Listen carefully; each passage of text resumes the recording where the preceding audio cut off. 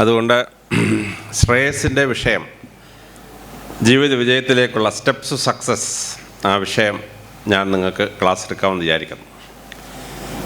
നിങ്ങൾ ഓരോരുത്തരും ജീവിതത്തിൽ വിജയിക്കണമെങ്കിൽ പടിപടിയായി ചില പടികൾ കടന്നെങ്കിലേ പറ്റുള്ളൂ. നിങ്ങൾക്ക് ജീവിതത്തിൽ വിജയിക്കാനുള്ള പടികൾ എന്താണ്, എങ്ങനെയാണത് കയറേണ്ടത് എന്ന് ഉച്ചഭക്ഷണത്തിന് മുമ്പുള്ള സമയത്ത് നിങ്ങളോട് ഞാൻ സംസാരിക്കാം.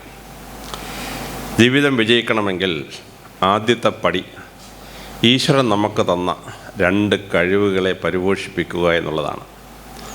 ആദ്യത്തേത് ഓർമ്മശക്തിയാണ്. ഒരു മനുഷ്യന് 10 കോടി വിവരങ്ങൾ ഓർത്തെടുക്കാനുള്ള കഴിവ് ഈശ്വരൻ തന്നിട്ടുണ്ട്. പക്ഷേ ആൽബർട്ട് ഐൻസ്റ്റൈൻ പോലും അതിൻ്റെ 3% ഉപയോഗിച്ചിട്ടില്ലെന്നാണ് ശാസ്ത്രജ്ഞന്മാർ പറയുന്നത്. കോളേജ് പ്രൊഫസേഴ്സൊക്കെ 1% വരെ ഉപയോഗിക്കും. പക്ഷേ ലോകത്തിൽ മനുഷ്യൻ ഏറ്റവും കുറച്ച് ഉപയോഗിക്കുന്ന ഈശ്വരൻ തന്ന കഴിവ് എന്താണെന്ന് ചോദിച്ചാൽ അത് മെമ്മറിയാണ്. It's one of the least used faculties of the brain, memory. അവസാനം നമ്മൾ മരിച്ചു കഴിയുമ്പം വാൾട്ടർ സ്കോട്ട് കവിതയെ പറഞ്ഞ പോലെ dust and to dust it will descend, പൊടിയായിട്ടങ്ങ് പോകും. അപ്പോൾ നമ്മൾ ജീവിതത്തിൽ വിജയിക്കണമെങ്കിൽ നിങ്ങൾക്ക് ഡോക്ടറാവണം. നിങ്ങൾ നീറ്റ് പരീക്ഷയ്ക്ക് പോയിരിക്കും. അവിടെ 1 മിനിറ്റ് കൊണ്ടൊരു ചോദ്യത്തിന് ഉത്തരം എഴുതണം. 35 സെക്കൻഡ് പോകും ചോദ്യം വായിക്കാൻ. കമ്പ്യൂട്ടറിൻ്റെ OMR ഷീറ്റ് കറപ്പിക്കാൻ 10 സെക്കൻഡ് പോകും. പിന്നെ ചിന്തിക്കാൻ കിട്ടുന്നത് 15 സെക്കൻഡാണ്. ആ 15 സെക്കൻഡ് കൊണ്ട് ആ ചോദ്യത്തിൻ്റെ ഉത്തരം തലച്ചോറിൽ വന്നില്ലെങ്കിൽ നമ്മൾ ഈ ഭൂമിയിൽ ഒരിക്കലും ഡോക്ടറാവില്ല. നിങ്ങൾക്ക് IIT പോയി പഠിക്കണം, JEE പരീക്ഷയ്ക്ക് പോകും. 15 സെക്കൻഡ് കൊണ്ട് ഉത്തരം എഴുതിയേ പറ്റുള്ളൂ. നിങ്ങൾക്കൊരു IAS പരീക്ഷ പാസ്സാവണം. IAS പരീക്ഷയ്ക്ക് ഇരിക്കണമെങ്കിൽ ആദ്യം പ്രിലിമിനറി പാസ്സാവണം. പ്രിലിമിനറി പരീക്ഷയ്ക്ക് പോയാൽ വീണ്ടും 15 സെക്കൻഡ് കൊണ്ട് ഉത്തരം തലച്ചോറിൽ ഓർമ്മ വന്നില്ലെങ്കിൽ നിങ്ങൾക്കൊരിക്കലും IAS പരീക്ഷയ്ക്ക് ഇരിക്കാൻ പറ്റില്ല. അപ്പോൾ ഈ ഓർമ്മശക്തി പരിപോഷിപ്പിക്കാൻ എന്ത് ചെയ്യണം? ഓർമ്മശക്തി പരിപോഷിപ്പിക്കാൻ 12 ടെക്നിക്കാണുള്ളത്. നെപ്പോളിയൻ ഉപയോഗിച്ച അലമാര ടെക്നിക്കുണ്ട്, അർണോൾഡ് ജെ ടോയിൻബി ഉപയോഗിച്ച ക്രോണോളജിക്കൽ ടെക്നിക്കുണ്ട്, ഐസക് ന്യൂട്ടൺ ഉപയോഗിച്ച സിൻടാക്സിംഗ് ഉണ്ട്. ഇങ്ങനെ 12 എണ്ണം. ഈ 12 ടെക്നിക്ക് എന്താണെന്നുള്ളത് എന്നെക്കൊണ്ട് DC ബുക്ക് മലയാളത്തിലൊരു പുസ്തകം എഴുതിച്ചിട്ടുണ്ട്. മറക്കാതിരിക്കാൻ ബുദ്ധിയുള്ളവരാകാൻ, മെമ്മറി കൂട്ടാനുള്ള പരിപാടിയാണ് 12 എണ്ണം. ഞാൻ ആ ടെക്നിക്കുകളെല്ലാം നിങ്ങളുടെ സംഘാടകർക്ക് വാട്സപ്പിൽ അയച്ചു കൊടുത്തേക്കാം. ആവശ്യമുള്ളവർ അവിടുന്ന് വാങ്ങിച്ച് ആ ടെക്നിക്കൊക്കെ പ്രയോഗിക്കുക. രണ്ടാമതായി നിങ്ങൾ ഈശ്വരൻ തന്നൊരു കഴിവ് വികസിപ്പിക്കണം. അത് ബുദ്ധിശക്തിയാണ്. എന്താണ് ഈ ബുദ്ധിശക്തി? ഒരു പ്രശ്നം കണ്ടാൽ എന്താണ് പ്രശ്നമെന്ന് മനസ്സിലാക്കുക, എന്നിട്ട് ഇത് പരിഹരിക്കാൻ എത്ര മാർഗമുണ്ടെന്ന് കണ്ടെത്തുക, അതിൽ ഉചിതമായ മാർഗം തിരഞ്ഞെടുക്കുക. ഇതാണ് ബുദ്ധിശക്തി എന്ന് പറയുന്നത്. ഞാൻ രാവിലെ കൊല്ലത്ത് പുറപ്പെട്ടു, പെരുമഴ, റോഡ് മുഴുവൻ കുളമാണ്. അപ്പോൾ എനിക്ക് കൊല്ലത്തുനിന്ന് ചെട്ടികുളങ്ങര എത്താൻ 6 വഴികളുണ്ട്. എനിക്ക് ഭരണിക്കാവ് വഴി വരാം, മാവേലിക്കര വഴി വരാം, കായംകുളം വഴി വരാം, ചാരമൂട് വഴി വരാം. അപ്പോൾ ഈ മാർഗത്തിൽ ഏത് മാർഗം എടുത്താൽ ഞാൻ വലിയ പ്രശ്നമില്ലാതെ ചെട്ടികുളങ്ങര എത്തും.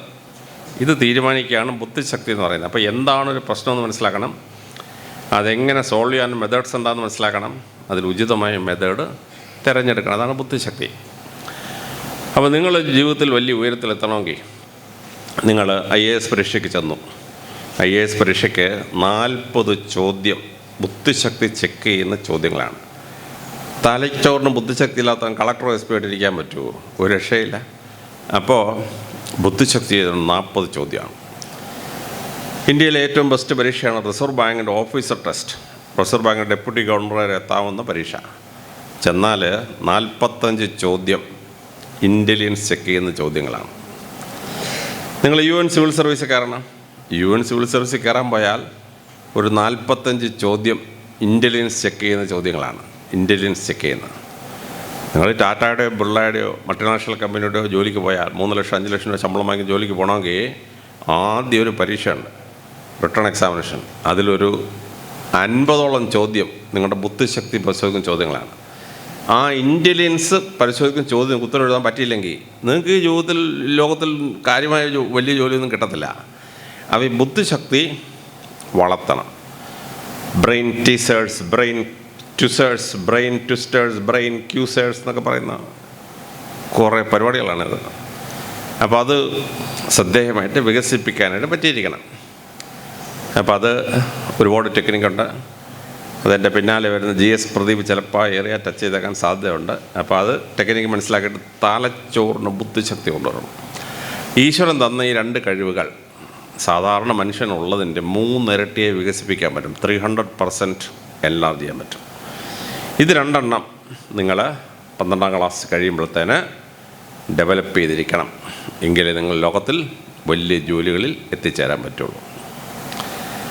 രണ്ടാമത്തെ സ്റ്റെപ്പ് സ്കില്ലുകൾ ഡെവലപ്പ് ചെയ്യുക എന്നുള്ളതാണ്.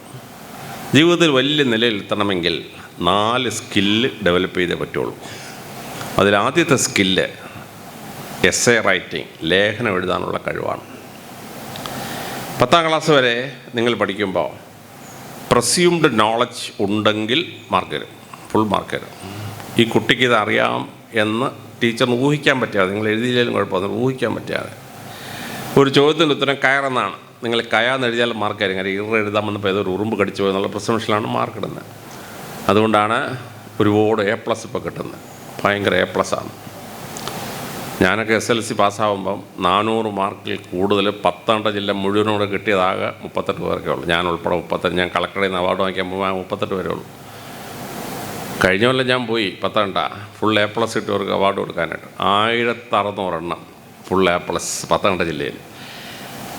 കാരണം പ്രസ്യൂംഡ് നോളജിൽ മാർക്ക് തരും.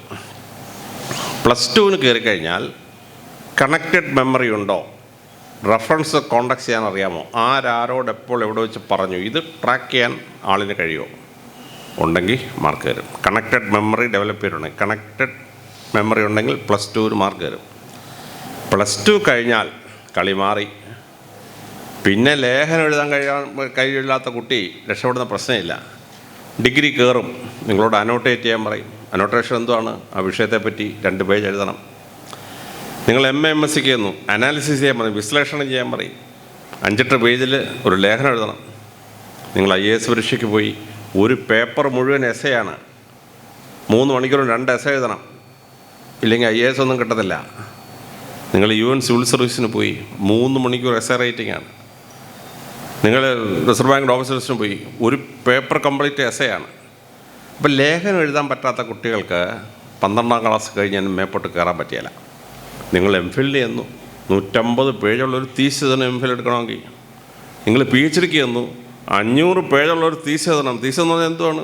എസ്സേ റൈറ്റിങ്ങിൻ്റെ പരിപാടിയാണ്, ഉഗ്ര പരിപാടിയാണ്. അപ്പോൾ ഈ ലേഖനം എഴുതാൻ പഠിക്കണം. അപ്പോൾ ICSE സിലബസിൽ പഠിക്കുന്ന കുട്ടികൾക്ക് ഓക്സ്ഫോർഡ് യൂണിവേഴ്സിറ്റി പബ്ലിഷ് ചെയ്ത ദി എസ്സേ എന്നൊരു പുസ്തകമാണ്. അത് ടെക്സ്റ്റ് ബുക്കാണ്. ICSE പഠിക്കുന്ന കുട്ടികൾ ഈ എസ്സേ റൈറ്റ് ചെയ്യാൻ പഠിക്കും. CBSE പഠിക്കുന്ന കുട്ടിക്ക്, SLC പഠിക്കുന്ന കുട്ടിക്കും ഈ പരിപാടി ഇല്ല. അവരുടെ സിലബസിൽ എസ്സേ റൈറ്റിംഗ് ഇല്ല. അപ്പോൾ എന്ത് പറ്റും? ആ കുട്ടികൾ പഠിക്കില്ല. അപ്പോൾ ഒന്നുകിൽ ആ കുട്ടികൾ ഓക്സ്ഫോർഡ് യൂണിവേഴ്സിറ്റിയുടെ ദി എസ്സേ വാങ്ങിച്ചിട്ട് എസ്സേ എഴുതാൻ പഠിക്കണം. ഇപ്പോൾ വേദിക IAS അക്കാഡമിയിലാണെങ്കിൽ ഞാൻ തന്നെ ഒരു പുസ്തകം എഴുതി കൊടുത്തു, എസ്സേ എങ്ങനെ എഴുതണം, എസ്സേ എന്നൊരു പുസ്തകം എഴുതി കൊടുത്തു. IAS എഴുതാൻ പറ്റുന്ന മുഴുവൻ കുട്ടിക്ക് ആ പുസ്തകം ഫ്രീ കൊടുക്കും, എഴുതി പഠിച്ചെങ്കിലേ പറ്റുള്ളൂ. അപ്പോൾ നിങ്ങളൊരു പരീക്ഷ കയറി, റൈറ്റ് ആൻ എസ്സേ, നിങ്ങൾ 4 പാരഗ്രാഫിൽ ഒരു സാധനം എഴുതി വെച്ചാൽ വട്ടപൂജ്യം.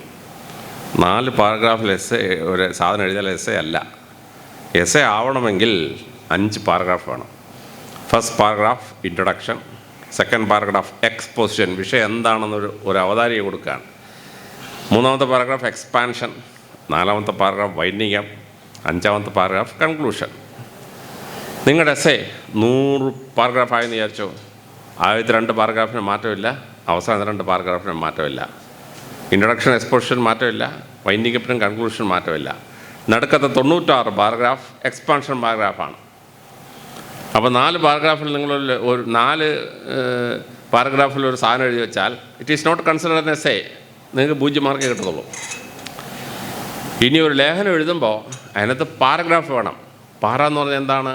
സെൻട്രലായിട്ടുള്ള പോയിൻ്റ്, മെയിനായിട്ടൊരു പോയിൻ്റ് വേണം പാര.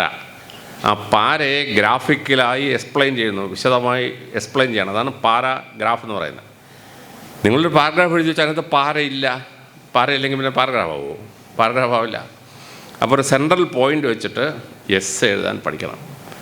ഈ എസ്സേ എഴുതാൻ പഠിച്ചില്ലെങ്കിൽ നിങ്ങളുടെ ജീവിതത്തിൽ വലിയ നിലകളിലൊന്നും എത്തുകയില്ല. അപ്പം ലേഖനം എഴുതി പഠിക്കണം. രണ്ടാമതായി ഡെവലപ്പ് ചെയ്യേണ്ട കഴിവ് പരീക്ഷ എഴുതാനുള്ള കഴിവാണ്. പരീക്ഷയ്ക്ക് മാർക്ക് കിട്ടുന്നത് അറിവിന് മാത്രമല്ല, പരീക്ഷയ്ക്ക് ഒരുപാട് നുണുക്ക് വേലകൾ. ഞാനൊരു 161 പബ്ലിക് എക്സാമിനേഷൻ പാസ്സായിട്ടുണ്ട്. 5-6 പരീക്ഷകൾക്ക് ഞാൻ റാങ്കാണ്. എനിക്ക് ഈ ഫുട്ബോളും ക്രിക്കറ്റും കളിക്കുന്ന ഒരു രസമാണ് ഈ പരീക്ഷ എഴുതുന്നത്. ചുമ്മാ പോയി പരീക്ഷ എഴുതും, റിസൾട്ടൊന്നും നോക്കാൻ പോകില്ല. ചിലപ്പോൾ 2-3 ആഴ്ച റിസൾട്ട് ബൈ പോസ്റ്റിലൊക്കെ വരും.